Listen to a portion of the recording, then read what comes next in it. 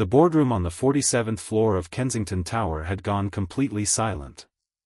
23 executives, lawyers, and department heads sat frozen in their leather chairs, their eyes darting nervously between the two figures at the head of the polished mahogany table. The tension was so thick you could have carved it with a knife. Damon Sterling, CEO of Sterling Industries, had just made an offer that would reshape the entire technology sector for the next decade. A merger that would make his company unstoppable.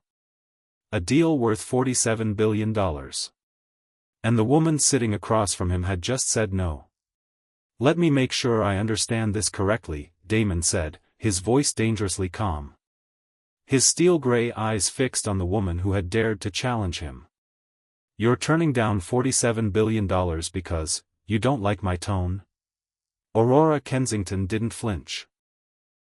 She was the youngest female CEO in the country, a self-made billionaire who had built Kensington Technologies from nothing in just 12 years.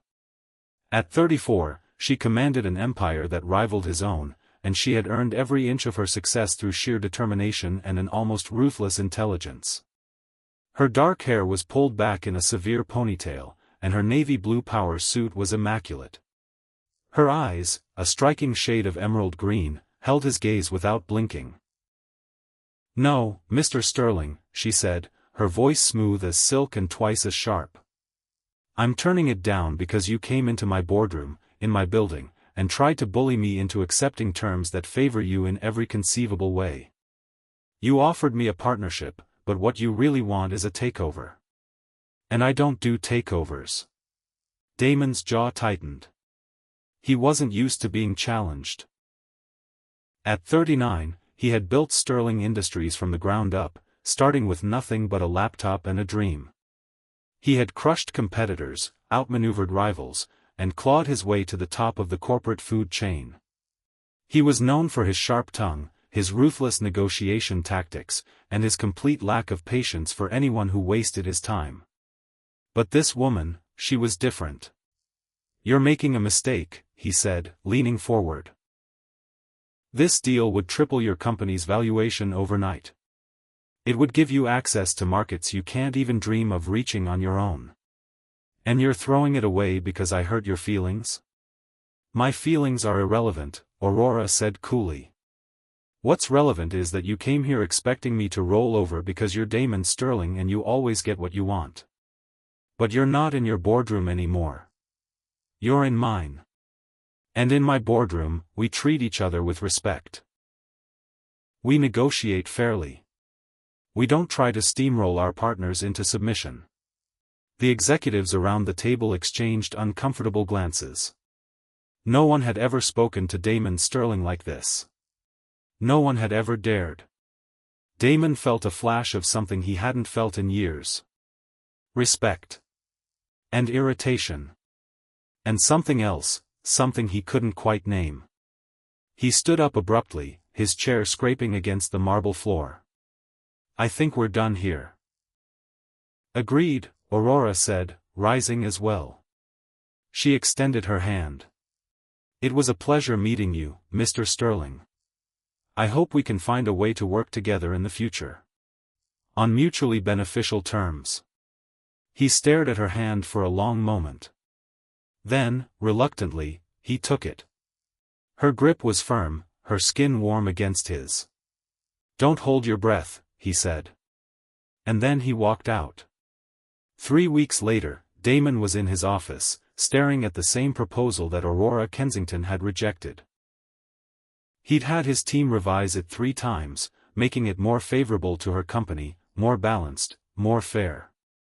It was the best offer he'd ever made to anyone. And still, she hadn't responded. His phone buzzed. His assistant's voice came through the speaker. "Mr. Sterling, your daughter is here. She has a school project that requires your input. And..." There was a pause. "She's brought a friend." Damon's mood shifted instantly. "Send her in." The door opened, and his 6-year-old daughter, Poppy, burst into the room like a tiny hurricane. She had her mother's blonde hair and his steel-gray eyes, and she was the absolute center of his universe. Behind her, looking slightly uncertain, was a little girl with dark hair and wide hazel eyes. She was clutching a folder to her chest like it was a shield. "Daddy!" Poppy shouted, launching herself at him. "We have a project. It's about famous women in history, and I picked a really good one, but I need your help with the poster, and we have to do a presentation, and it's due tomorrow." Damon caught her easily, swinging her up into his arms. "Tomorrow? Poppy, you told me you had 2 weeks for this project." "I forgot," she said, her expression completely unrepentant. "But it's okay because Mia is helping me. She's really smart. She knows everything about famous women. Her mom is a famous woman." Damon looked at the other little girl, who was still standing awkwardly by the door. "You must be Mia." "I'm Damon. Poppy's told me a lot about you." Mia smiled shyly. "Hi. My mom says I'm not supposed to talk to strangers, but Poppy says you're okay." "Poppy is right," Damon said, his voice warm. "I'm definitely okay. Come in, sit down. Tell me about this project." The two girls settled on the leather couch in his office, pulling out a stack of papers and markers. Poppy immediately began bossing Mia around, directing her to draw pictures while she wrote the text. "Mia's mom is really cool," Poppy announced. "She's a CEO, just like you, Daddy. But she's way nicer." Damon raised an eyebrow. "Is she now?" "Yeah," Poppy said, nodding vigorously. "She gives Mia hugs and reads her stories and makes her pancakes with faces on them." "You never make me pancakes with faces." "Because I'm a terrible cook and you know it," Damon said, grinning. "What's her name?" "Mia's mom?" "Aurora," Mia said softly. "Aurora Kensington." The name hit Damon like a physical blow. He stared at the little girl, seeing for the first time the resemblance. The same dark hair, the same striking green eyes. The same stubborn set of her jaw. "Your mother is Aurora Kensington?" he asked, his voice carefully neutral. Mia nodded. "She's the best mommy in the whole world." Damon didn't say anything. He just watched as his daughter and Mia Kensington worked on their project, their little heads bent together over the poster board. He'd never seen Poppy so comfortable with another child. She was usually shy, reserved, careful with new people. But with Mia, she was laughing, chattering, completely at ease. An hour later, Aurora Kensington appeared in his office doorway. Her face was a mask of barely concealed fury. Her dark hair was windblown, and she was breathing hard, like she'd run all the way from her car. Her eyes found Mia immediately, and the anger on her face softened into relief. "Mia," she said, rushing forward. "I've been looking everywhere for you. You were supposed to come straight home after school. When you didn't show up, I was so worried." "Sorry, Mommy," Mia said, her eyes wide. "Poppy invited me to work on our project, and I said yes. I should have called. I'm really sorry." Aurora pulled her daughter into a tight hug, pressing a kiss to the top of her head. Then she straightened and turned to Damon, her green eyes blazing. "Mr. Sterling," she said through gritted teeth. "I don't appreciate you involving my daughter in your corporate games." Damon held up his hands. "I had no idea who she was. She came with my daughter. They're friends from school. What was I supposed to do? Throw her out?" "You could have called me," Aurora said. "You could have let me know where my child was." "Your daughter was safe," Damon said, his voice calm. "She was in my office, with my daughter, eating snacks and working on a school project. She was never in any danger." Aurora opened her mouth to respond, but Mia tugged on her sleeve. "Mommy, don't be mad," she said. "Mr. Sterling was really nice. He even let me use his fancy markers. And Poppy is my best friend now. Can we stay for dinner?" Please. Aurora's expression softened. She looked at her daughter, then at Poppy, who was watching her with wide, hopeful eyes. Then she looked at Damon, and something flickered in her gaze. Something that wasn't anger. I suppose we can stay for dinner, she said reluctantly. But only because you have a project to finish.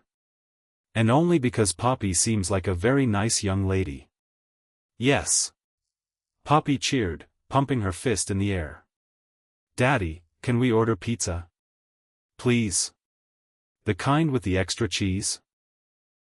Damon nodded, hiding his amusement. Pizza it is. The evening was unexpected. Damon had never imagined he'd spend a Friday night eating pizza on his penthouse floor with Aurora Kensington and 2 6-year-olds. But here he was, sitting cross-legged on the rug, a slice of pepperoni pizza in one hand and a marker in the other, helping the girls color their poster board.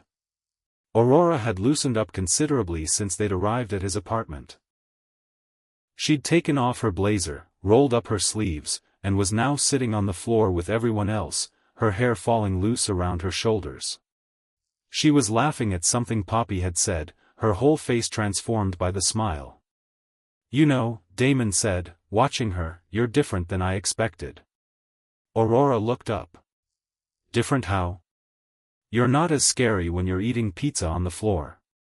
She laughed. That's because I'm not in CEO mode. This is mom mode. Completely different skill set. I can see that, he said. Your daughter is wonderful, by the way. She's a lot like you. She's nothing like me, Aurora said, shaking her head. She's kind and trusting and sees the best in everyone. She paused, searching for the right word. Complicated. Complicated can be good, Damon said. Complicated is exhausting, she said. But it keeps life interesting, I suppose. They were interrupted by Poppy, who had just finished her portion of the poster. Daddy, look, she announced. I wrote about Amelia Earhart. She was really brave and she flew across the ocean and she didn't let anyone tell her she couldn't do it because she was a girl. That's amazing, sweetheart, Damon said, pulling her onto his lap. You know, one of these days, you're going to do something just as brave. I'm going to be a pilot, Poppy declared. Just like her. And I'm going to fly all over the world. Me too. Mia chimed in. We can fly together. And Mommy can come with us. And Mr. Sterling can come too, if he wants. Aurora and Damon locked eyes. There was something in the air between them. Something that felt a lot like possibility. A few weeks later, Damon found himself at a school recital. Poppy was singing a solo in the choir, and he wouldn't have missed it for the world. He was sitting in the back row, trying to stay inconspicuous, when a familiar voice whispered behind him. I see you're a good father, Aurora said, sliding into the seat next to him. Poppy mentioned you never miss her events. Of course not, he said. She's my entire world. I'd walk through fire for that girl. I know the feeling, Aurora said softly. Mia is the reason I get up in the morning. She's the reason I fight so hard.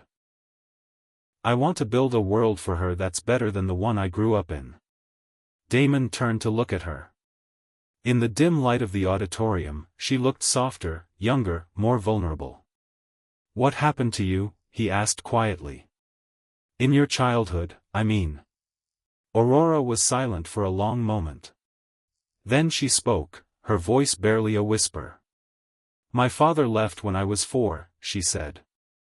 My mother was a good woman, but she struggled. We were poor. Really poor. There were nights when we didn't have enough to eat. She worked 3 jobs to keep us afloat, and I never saw her. I raised myself. I told myself I would never, ever let that happen to my child. Mia will never go hungry. She will never be cold. She will never doubt that she is loved. Damon reached out and took her hand. You're a good mother, Aurora. I can see it. Mia adores you. I'm trying, she said. I'm trying so hard. They were interrupted by the sound of the choir beginning to sing. Poppy's voice rose above the others, clear and pure, and Damon felt tears prick at his eyes.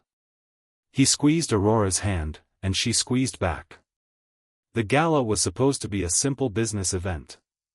Damon had agreed to attend only because his CFO had threatened to resign if he didn't show some goodwill toward the charity sector. He'd been standing in the corner, nursing a glass of champagne and trying to figure out how soon he could politely leave, when he saw Aurora Kensington across the room. She was breathtaking. Her gown was a deep sapphire blue that made her green eyes glow, and her dark hair was swept up in an elegant twist. She was surrounded by admirers, and she was handling them with the effortless grace of someone who had been doing this her whole life. But when she saw him, her face broke into a smile. A real smile, not the polished corporate mask she wore for the cameras. Damon, she said, excusing herself from the group and walking toward him. I didn't know you'd be here. I could say the same to you, he said. You look beautiful. She blushed. Actually blushed. Thank you. You look very handsome yourself. They danced together that night. 3 dances. Damon hadn't danced in years, but Aurora made it feel natural, comfortable. She fitted perfectly in his arms, and when she laughed at something he said, he felt something shift in his chest. Can we be honest for a second? Aurora asked, looking up at him. When we first met in my boardroom, I thought you were the most arrogant, infuriating man I'd ever encountered. And now? Damon asked. Now, she said, I think you're still arrogant. But maybe not as infuriating. And I think there's more to you than I initially gave you credit for. That's the nicest thing anyone's ever said to me, he said, deadpan. She laughed again, and he felt like he'd won the lottery. Weeks turned into months. Damon and Aurora started seeing each other more and more. Not just at school events, but at dinners, at movies, at quiet evenings at his apartment where they'd talk for hours about nothing and everything. They had a conversation on one of those evenings, sitting on his balcony overlooking the city lights. I need to tell you something, Aurora said, her voice serious. Something that might change how you think about me. Damon put down his glass. I doubt that. But go ahead. I was married before, she said. Mia's father. He was not a good man. He was controlling, manipulative, and when I told him I wanted to leave, he threatened to take Mia away from me. It took me 2 years to get full custody. I had to fight tooth and nail to prove I was a fit mother. And I will never, ever let anyone come between me and my daughter again. Damon reached out and took her hand. I would never try to come between you and Mia. I have a daughter of my own. I know what that bond is like. It's sacred, Aurora. And I would never, ever interfere with it. I'm not saying you would, she said. I'm just telling you what happened. Because if this is going to go anywhere, you deserve to know the truth. I'm not easy to be with, Damon. I'm guarded. I'm independent. I don't like to rely on people because everyone I've ever relied on has let me down. Good, he said simply. Then you don't need to rely on me. You just need to let me be here. To support you without taking over. To help without controlling. I'm not your ex-husband, Aurora. I'm just a man who cares about you. Just a man, she repeated, her voice soft. There's nothing just about you, Damon Sterling. The moment that changed everything happened on a Saturday afternoon. Damon had planned a picnic in the park. Just the 4 of them, him, Poppy, Aurora, and Mia. He'd packed sandwiches and juice boxes and a blanket, and he'd even remembered to bring Poppy's favorite kite. They were having a wonderful time. Poppy was chasing Mia across the grass, both of them shrieking with laughter. Aurora was lying on the blanket, her eyes closed, a soft smile on her face. "I could get used to this," she murmured. "Get used to what?" Damon asked. "Days like this," she said. "Peaceful. Happy. No phones ringing, no board meetings, no corporate drama. Just this. This is my life now," Damon said. "Ever since Poppy came into the world, I've tried to carve out days like this. Because she's only little once. And I don't want to miss it." "You're a good father," Aurora said, opening her eyes. "I've never met a man like you." But the peace was about to be shattered. Poppy, chasing Mia, tripped on a tree root and fell hard. The sound of her crying cut through the air like a knife. Damon was on his feet in an instant, racing across the grass. "Poppy," he shouted, reaching her just as Aurora got there. "What happened? Are you okay?" Poppy was clutching her arm, tears streaming down her face. "It hurts, Daddy. It really hurts." Damon looked at her arm. It was bent at an unnatural angle. His heart dropped into his stomach. "We need to get her to a hospital," he said, his voice tight with panic. "I think her arm is broken." "Daddy, I don't want to go to the hospital." Poppy wailed. "I don't want a needle." Aurora knelt down beside them, her voice calm and steady. "Poppy, sweetheart, I know you're scared. But you're so brave. I've seen how brave you are. And I know you can handle this." "But it hurts," Poppy sobbed. "I know," Aurora said. "But I'm going to come with you. I'm going to hold your hand the whole time. And I promise you, it's not going to be as bad as you think." Damon looked at Aurora, his eyes full of gratitude. "You'd come with us?" "Of course I would," she said. "She's your daughter, Damon. And I love her like she's my own." The words hung in the air. Love. She'd said love. Damon's heart swelled. He helped Poppy to her feet, holding her carefully, and together, the four of them headed to the hospital. It turned out Poppy had a clean break. The doctor set her arm in a bright pink cast, and by the time they were done, Poppy was feeling much better. She was even bragging about her new cast to Mia, who listened with wide-eyed admiration. But the important part happened later that night. Aurora and Damon were sitting in the hospital waiting room, watching the girls sleep on the same cot. "Thank you," Damon said quietly. "For earlier. I was panicking, and you were so calm. You knew exactly what to say." "That's what moms do," Aurora said. "We know how to keep it together when everything is falling apart." "But Poppy isn't your daughter," Damon said. "You could have just walked away." Aurora shook her head. "No," she said firmly. "I couldn't. Because Poppy isn't just your daughter anymore, Damon. I've been spending time with her for months. I've helped her with her homework. I've painted her nails. I've listened to her dreams and her fears. She's a part of my life now. And I love her. Just like I love Mia.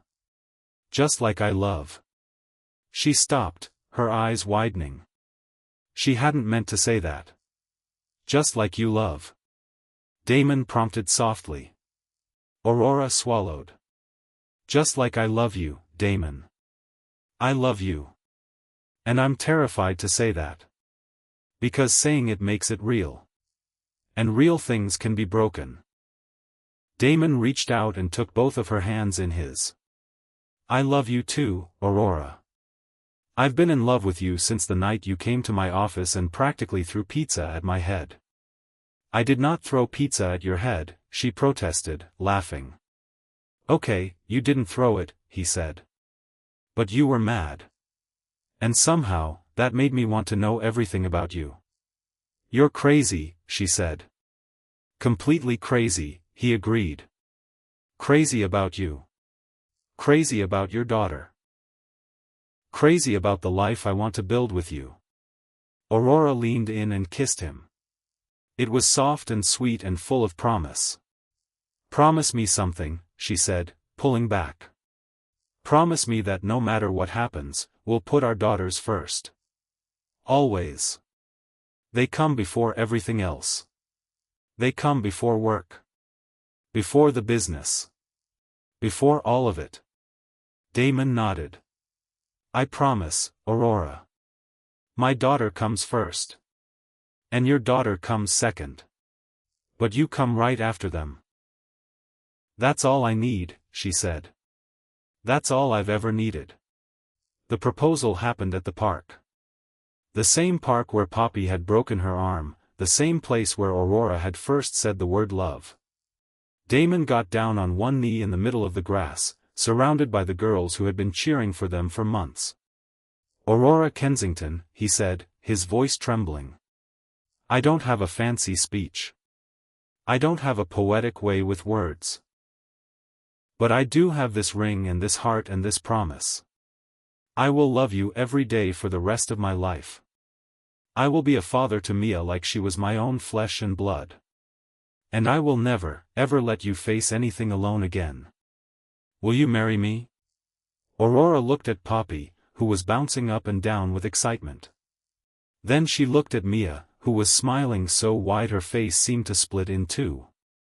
Yes, she said, her voice breaking. Yes, Damon. 1,000 times yes. The girls screamed with joy. They tackled Damon, knocking him onto the grass, and then they all fell into a group hug. The wedding was a small affair. Just family and a few close friends. Poppy and Mia were the flower girls, scattering petals with wild abandon. They wore matching dresses and matching smiles, and they held hands the entire way down the aisle. When it was time for the vows, Damon looked at Aurora and felt his heart overflow. I thought I had it all, he said. Money, power, success.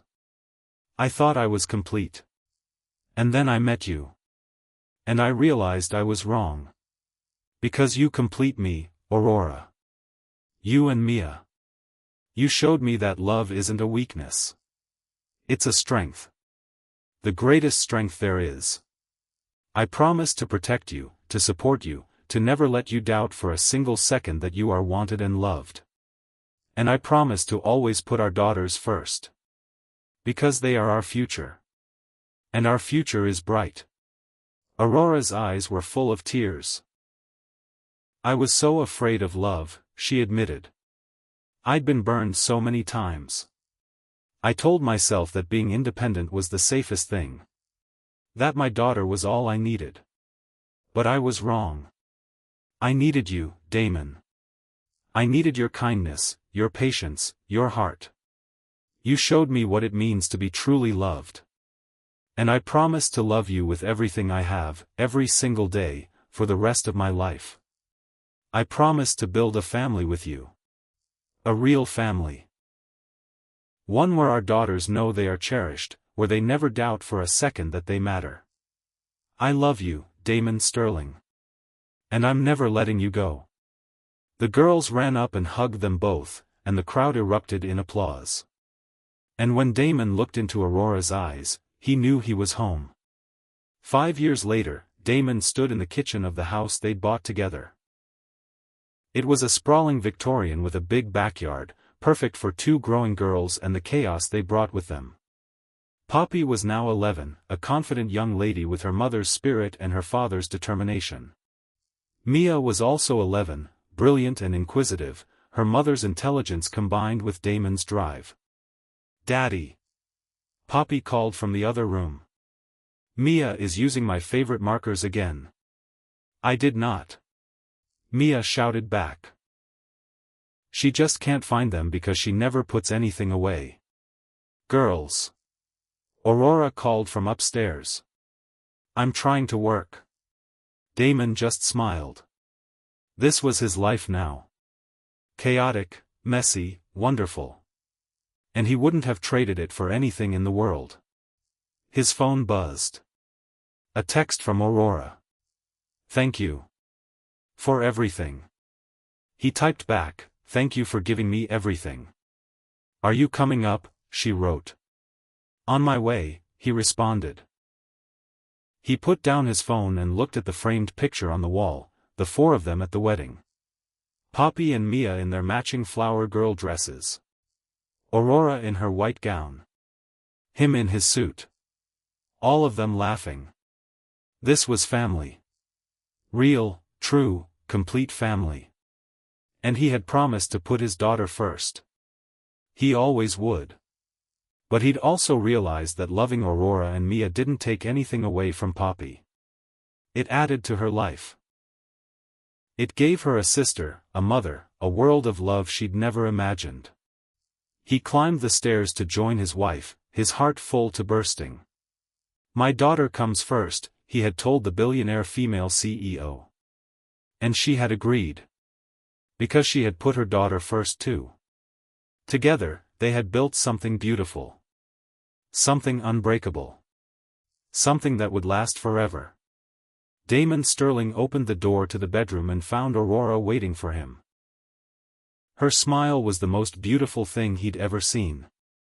"Hey, husband," she said. "Hey, wife," he replied.